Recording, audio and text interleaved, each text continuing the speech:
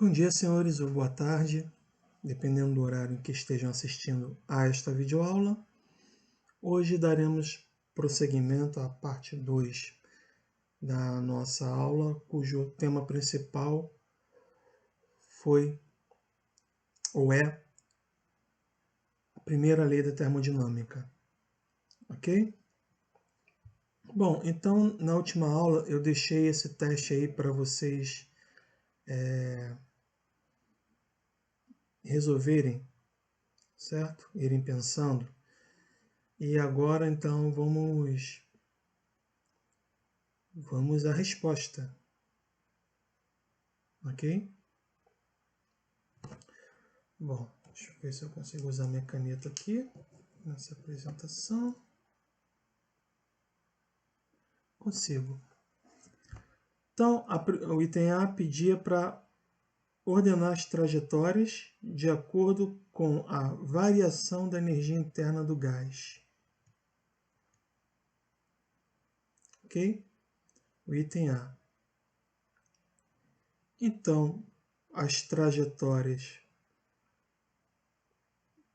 1 vai ser igual a 2, que vai ser igual a 3, que vai ser igual a 4, em relação à variação da energia interna. Então, essa é a resposta do item A. Por que isso? Porque, como nós discutimos, independe do caminho. A energia interna independe do caminho. Como os estados inicial e final são os mesmos nesse diagrama, notem, estou falando da energia interna, ok?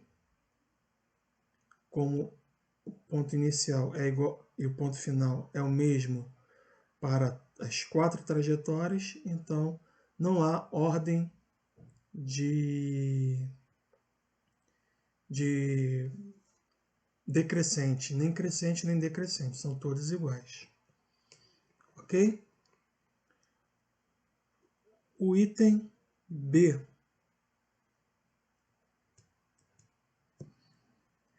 Trabalho realizado pelo gás. Bom, para o trabalho já é um pouco diferente. Como falamos, trabalho e calor dependem do caminho, da trajetória. Ok? Só a energia interna que não. Então, o que teremos aqui? O menor trabalho, se for em ordem decrescente, ou seja, do maior para o menor, vai ficar então na ordem de 4 para 3 para 2 para 1. 4 é a trajetória que vai realizar o maior trabalho, pois a área embaixo dessa curva aqui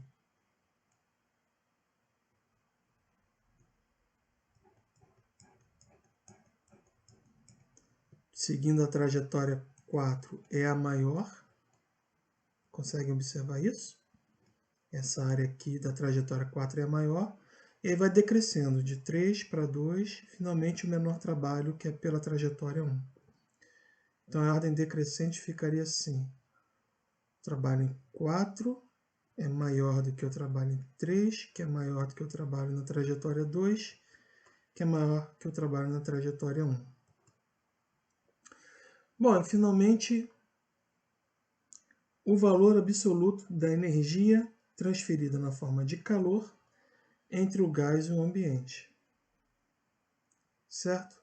Então, como nós temos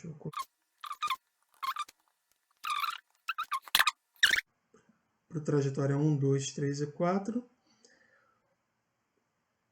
ou seja, quanto maior for isso,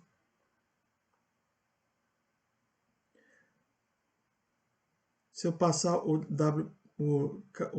trabalho para lá, fica assim, ó. Só para vocês visualizarem. ΔE mais trabalho. Notando que é um trabalho positivo, né? Porque expandir o gás é igual a Q. Certo?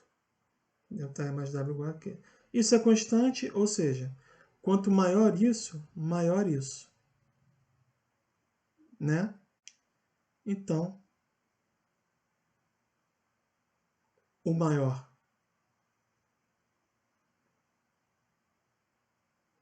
vai do 4 também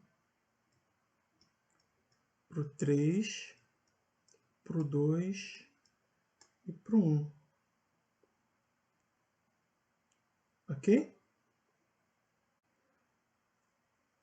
Ok, senhores? 4, 3, 2, 1. Façam as contas, por exemplo, imaginem que o trabalho na trajetória 4 vale 4, coloquem um valor fixo aqui para ΔE, e aí vocês façam as contas e vão ver que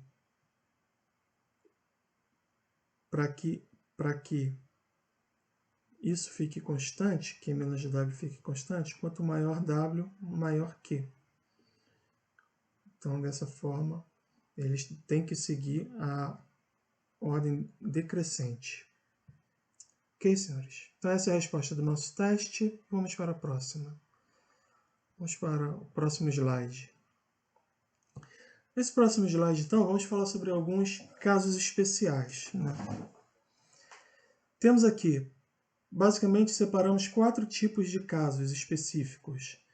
São os processos adiabáticos,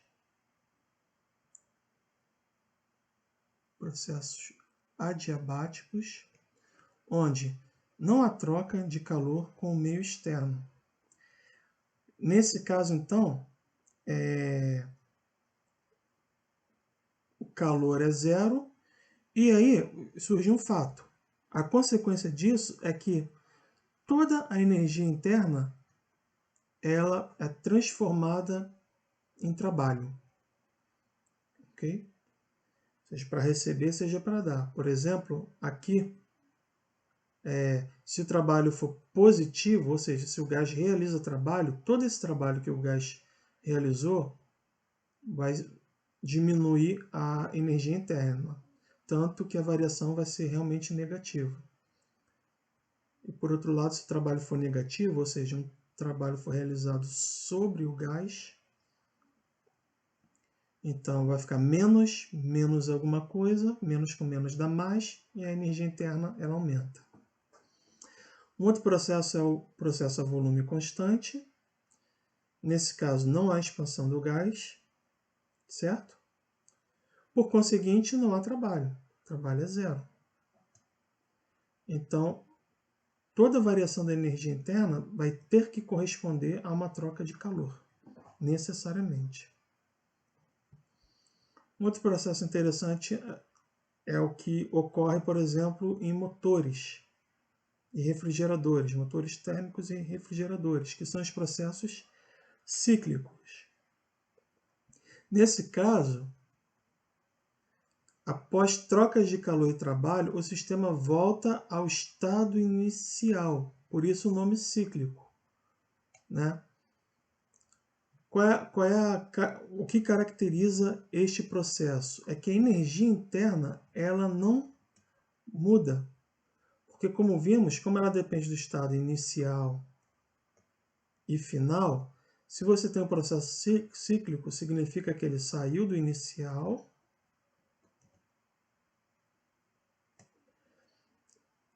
até o final e depois voltou para o estado inicial. Esse aqui é um processo cíclico. Ora, como a energia interna ela só depende, ela é como se fosse uma energia potencial, ela é uma espécie de energia potencial. Então vocês aprenderam em Física 1 que energia potencial, por exemplo, mgh. Se eu saio e volto, o meu mgh, e volta à mesma altura, o meu mgh volta ao mesmo valor, não é? Então aqui acontece a mesma coisa. Se eu sair e voltei, significa que a energia interna não muda, não varia. Por fim, nós temos uma expansão, digamos assim, burra ou inútil, né? Que é a expansão livre. Por exemplo, quando o gás é liberado rapidamente. Nesse caso, não há troca de calor com o meio, porque não há tempo de haver essa troca de calor. A troca de calor ela precisa de um tempo para ocorrer. nem tampouco qualquer trabalho é realizado. Certo? Isso ocorre numa expansão livre. É uma expansão em que não há trabalho, não há troca de calor, portanto também não há variação de energia interna. Ok, senhores? Então vamos resolver agora um exemplo do que nós conversamos. Suponha que 1 kg de água a 100 graus seja convertido em vapor a 100 graus a pressão atmosférica padrão de 1 atmosfera, no arranjo dessa figura aqui. O volume de água varia de um valor inicial de 10 a menos 3 metros cúbicos como líquido para 1,671 como vapor, certo? Então, eu tinha 1 litro, né,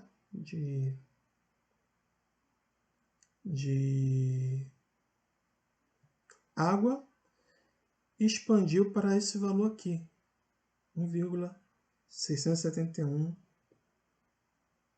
metros cúbicos como vapor. Item A. Qual é o trabalho realizado pelo sistema durante o processo? Item B. Qual é a energia transferida na forma de calor durante o processo? Item C. Qual é a variação da energia interna durante o processo? Ok? Bom, então vamos lá? O primeiro ponto a se analisar é que o processo é realizado a pressão constante.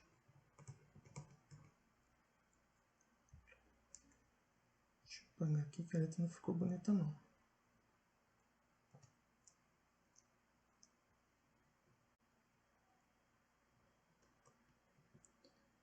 Pressão constante. Menos mal. Então, como vemos, o trabalho realizado do estado I para o estado F, a pressão constante, ele basicamente vai ser a pressão vezes a variação do volume. E aqui vale ressaltar, né, que como nós vimos em Física 1, por exemplo, o trabalho de uma força constante é F vezes D. Se a força varia, aí você tem que integrar, aí seria integral de F dl, caso a força varie, certo? Mesma coisa vale com o trabalho num processo termodinâmico. Se você tem uma pressão constante, você simplesmente multiplica a pressão pela variação do volume. Caso ela varie, você tem que colocar uma integralzinha aqui, ok? Então, a pressão de 1 atmosfera, então ficaria 1,01 vezes 10 a 5 em unidades do sistema internacional, vezes a variação do volume. A variação do volume, eu anotei aqui, é 1,671 menos 0,001. Pelas minhas contas, deu, vamos colocar 167 mil, pode ser notação científica, 1,67 vezes 10 elevado a 1, 2, 5 joules. Esse foi o trabalho realizado nessa expansão a pressão constante. Ok? Item B. Ele quer saber o calor, né? Eu anotei aqui, o calor, pelo que ele descreveu sobre o processo, é um processo de vaporização.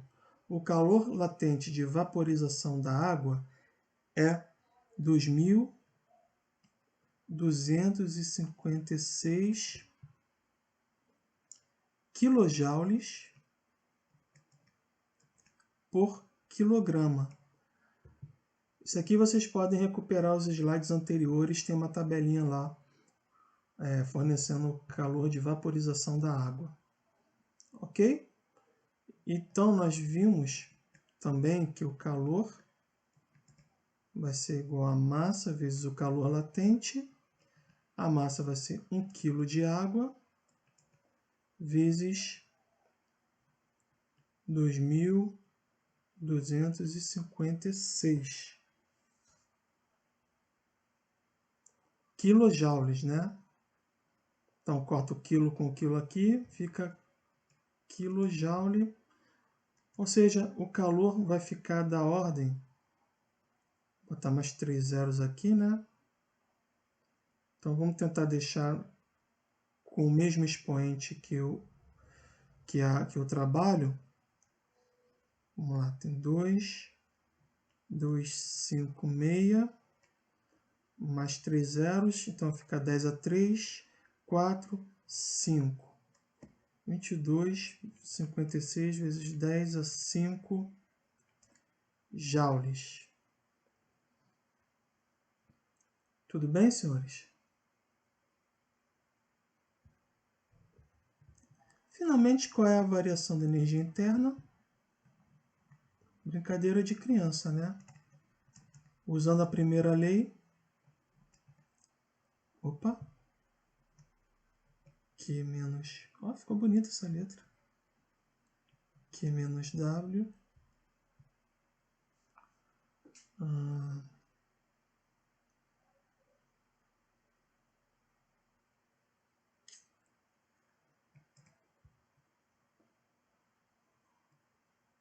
22,56 menos 1,67 vezes 10 a quinta. Agora vamos fazer uma continha, né? Vai dar 22,56 menos 1,67 dá 20,89 positivo, né? Positivo.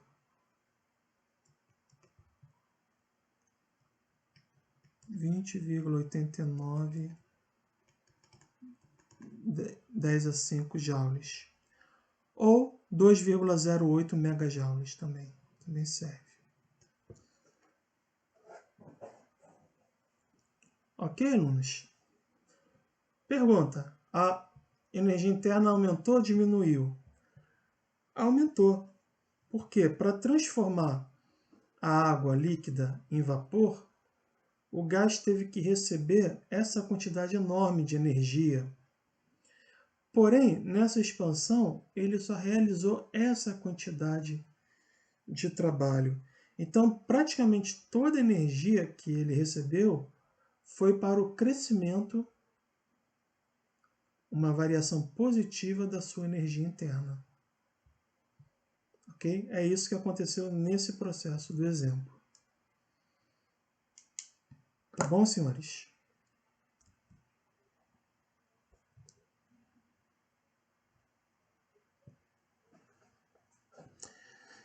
Bom, e agora, por fim, vamos falar sobre alguns mecanismos de transferência de calor.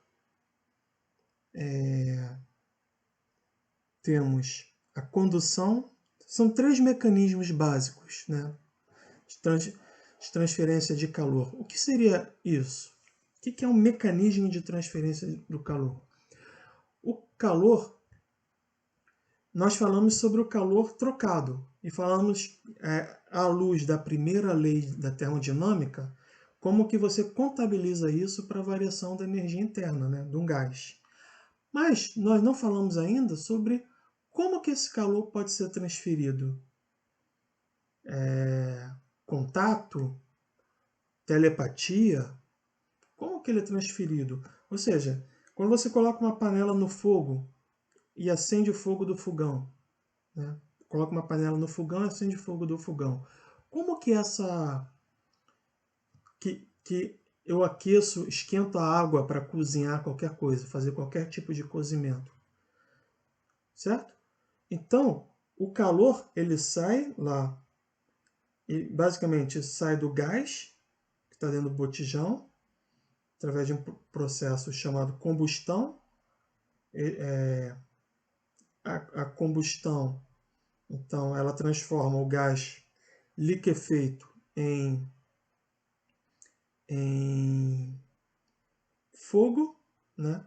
E esse fogo aquece a panela. Agora, esse mecanismo do fogo para a panela, existe um mecanismo. Isso é chamado de transferência de calor. Nós vamos então ver agora 3 tipos de mecanismos onde o calor pode ser transferido. O primeiro deles é o da condução.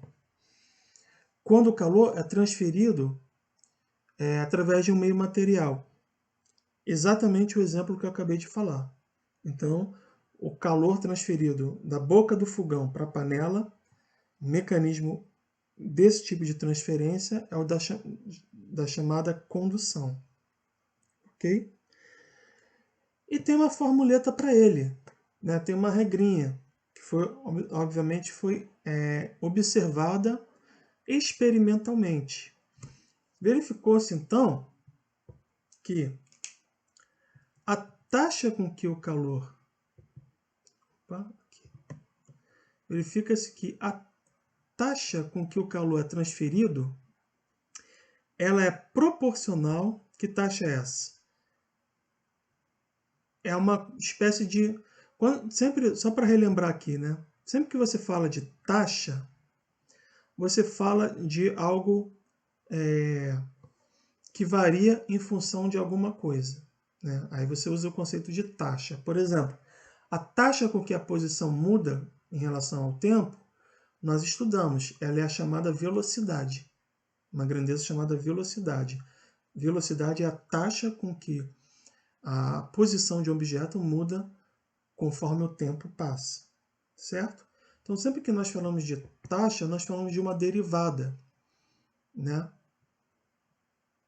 Ok? A tradução matemática para taxa é sempre uma derivada, ok? Então, a taxa com que o calor é transferido, ou seja, a derivada do calor em relação ao tempo, é proporcional à diferença de temperatura, inversamente proporcional à espessura do material. Ou seja, quanto maior a diferença de temperatura, verifica-se que maior é a taxa, maior ΔT, maior ΔQ sobre ΔT, maior a taxa com que o calor é transferido. Certo? Então, se eu tenho uma panela a 20 graus e ela recebe calor a 1000 graus, então esse ΔT é altíssimo, né? A diferença de temperatura é altíssima. Então esse calor tende a fluir mais rápido para a panela. Ok? Por outro lado, é inversamente proporcional à espessura. Quanto mais grossa a panela, quanto maior ΔX, mais grossa a panela, menor ΔQ, ΔT. Ok? Também é proporcional à área de exposição. Como é um fato que vocês podem intuir, né? Quanto maior a área, né? Maior o contato do objeto com o fornecedor, né? Com a fonte do calor. Então, é para se esperar esse tipo de comportamento. Agora, tem uma constante de proporcionalidade. Essa constante, ela depende do material e é chamada de condutividade térmica. ela depende do material. Depende do material e é chamada de condutividade térmica. O que aconteceu aqui?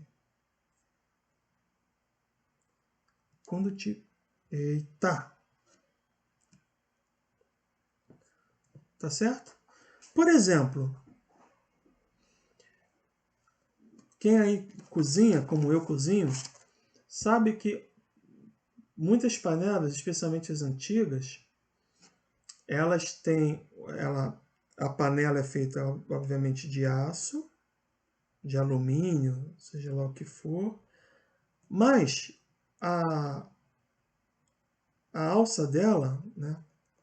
A alça dela, alça não, qual é o nome disso? O braço dela, né? O lugar onde você pega, é feito de um material preto lá, isolante, certo? Por quê? Porque quando recebe calor, para que quando a panela receba o calor, ela aqueça rapidamente, por ser feito de um material com alta condutividade térmica, mas esse calor não se propague para o braço dela, para que você possa manuseá-la com tranquilidade, certo? Então as panelas antigas eram muito feitas assim. Tanto aqui como também naquele pegador da tampa. Né? Como você tem uma tampa aqui, tem um lugar onde você pega a tampa, também feito do material pretinho, isolante. Agora, olha que interessante, não é coincidência, tudo tem a ver com a estrutura da rede cristalina que forma o material. Por esse motivo, não é coincidência que bons condutores térmicos são também bons condutores elétricos. Então, em geral, metais conduzem bem termicamente e também conduzem bem eletricamente. Termicamente e eletricamente. Ao passo que materiais isolantes conduzem mal eletricamente e mal termicamente também. Ok? Para ilustrar o que eu estou falando, vocês podem dar uma olhada nessa tabela. Olhem a diferença da ordem de grandeza. Aqui vai da ordem de 10, tudo na mesma unidade. De 10 da ordem de 100, né? Para esses materiais aqui feitos de metal. Já para gases que são isolantes, olha como é que cai. 0,02, 0,1. Ó, materiais como espuma, 0,02, 0,04. Todos esses materiais, não coincidentemente, são isolantes também. Esses aqui são metais. Ok? Um outro mecanismo é o da convecção.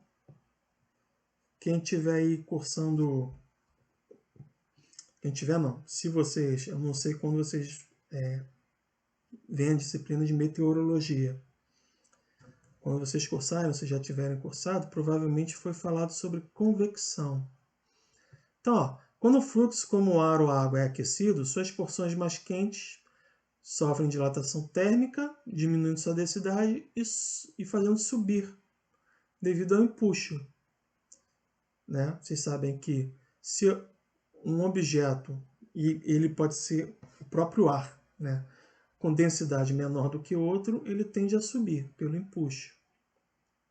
Ao subir do fluido aquecido, então, dá espaço para que as porções mais frias e mais densas desçam, formando assim um movimento descendente. O processo continua até que todo o fluido esteja sob a mesma temperatura. Então, no forno, por exemplo, o ar aquecido sobe enquanto o ar mais frio desce, formando correntes de convecção até que o forno fique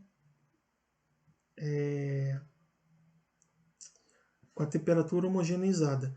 Não é à toa que quando você vai assar alguma coisa, sempre pede-se para pré-aquecer. O que é pré-aquecer o forno? E por que leva um tempo? Para que todo o ar dentro dele fique homogeneamente à mesma temperatura. As nuvens também, né, como as do tipo cumulus-nimbo, responsável pelas tempestades, também elas são nuvens convectivas, formadas a partir desse processo também. Por fim, mas não menos importante, vocês têm o mecanismo da radiação, de transferência de calor, que é a radiação, ok? A radiação, ela é diferente da condução, ela não precisa de um meio material para se propagar, mas ela lança mão das ondas eletromagnéticas. É esse calor que você sente. Basicamente, quando o ar-condicionado não está funcionando e a sala está muito quente, você sente um aquecimento, né? E de onde vem? Vem das ondas eletromagnéticas do Sol, ok? Vem dessa fonte, basicamente. Claro, tem todo um processo mais complicado, né? Aquecimento global, reflexão das ondas, batem no chão, batem nos gases do efeito estufa e retornam. Mas tudo isso tem uma causa inicial básica, que é a radiação vinda do Sol. Então ela vem dessa forma aqui, ó. Você pode até mensurar a potência irradiada e relacioná-la com a temperatura absoluta. Essa é a chamada lei de Stefan Boltzmann, né? Que diz que a potência irradiada ela é proporcional a alguns fatores, mas principalmente à quarta potência da temperatura, né? Então, você tem a constante de Stefan Boltzmann, tem esse epsilon, que é a emissividade de uma dada superfície, que varia de 0 a 1. Por exemplo, um corpo negro ele tem essa emissividade igual a 1. Mestre, não entendi. O que isso significa? Significa, por exemplo, você agora está me vendo, né? Eu estou com uma camisa vermelha. Significa... O que significa a camisa ser vermelha? Significa que eu estou absorvendo da luz que está incidindo em mim, da onda eletromagnética que está incidindo em mim, o espectro que está na faixa do vermelho está sendo refletido, ok? Ou seja, a minha emissividade não é 1, porque de toda a luz que eu estou recebendo, eu estou absorvendo só uma fração dela. Uma outra fração eu estou refletindo. Não à toa vocês estão me vendo. Se vocês não conseguissem me ver, vamos colocar assim, a grosso modo, se vocês não conseguissem me ver, eu seria um corpo negro. Porque toda a luz que incidisse em mim, eu absorveria. E não refletiria nada. E aí, então, vocês não conseguiriam me ver. Nesse caso, minha emissividade seria 1. Ok? Agora, um corpo também ele pode refletir tudo que bate nele. Então, a emissividade dele é muito próxima de 0.